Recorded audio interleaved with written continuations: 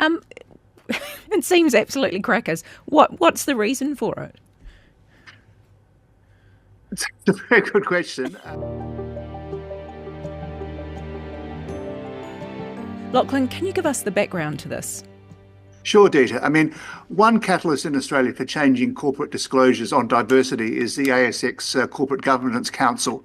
And they've been through several iterations of changes over the last few years, some of which have been implemented and some haven't. I mean, for example, back in 2019, they suggested that the corporates report annually on their social license to operate. And this was a fairly controversial recommendation, which was eventually struck down and not implemented. Now, the council have come up with their latest set of recommendations. I think it's their fifth iteration of disclosure recommendations.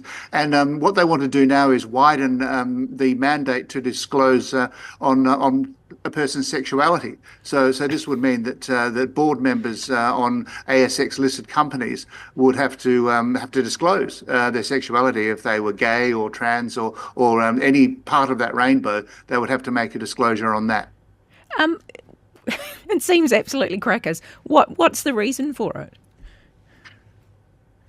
It's a very good question. I think that they just, in the interests of greater transparency, that they feel that stakeholders should be able to understand that. I mean, for example, we don't have very many openly gay leaders in corporate Australia, but Alan Joyce, the former chief executive of Qantas, was very openly gay, and his support for the equal marriage referendum a few years ago was taken as an example of the way he was using his sexual orientation to drive Qantas's corporate policy, because Qantas threw itself very much behind the yes vote for marriage equality, and the company took a lot of backlash against that position, largely as a result of Alan Joyce's sexuality. So I guess you've got that situation. Paul O'Sullivan, who's the former chief executive of Optus, he's now the chairman at the ANZ Bank and an openly gay man. He's come out interestingly and questioned this, and this was the motivation from the catalyst from the column this week.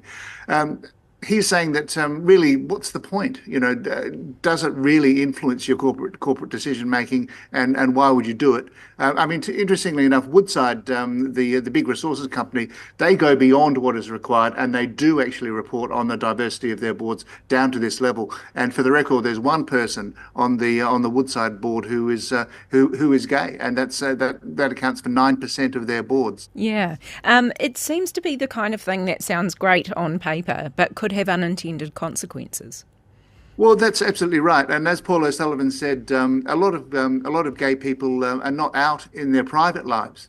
They feel constrained and they don't feel comfortable about being out in their private lives. So this would effectively put pressure on them to out themselves in their professional lives. So is that right? Is that ethical? Why should they be forced to do that? And the bottom line is these disclosures are supposed to increase transparency and accountability of companies to stakeholders. We can have a whole argument about whether that actually does that effectively or not. Do we really need to know?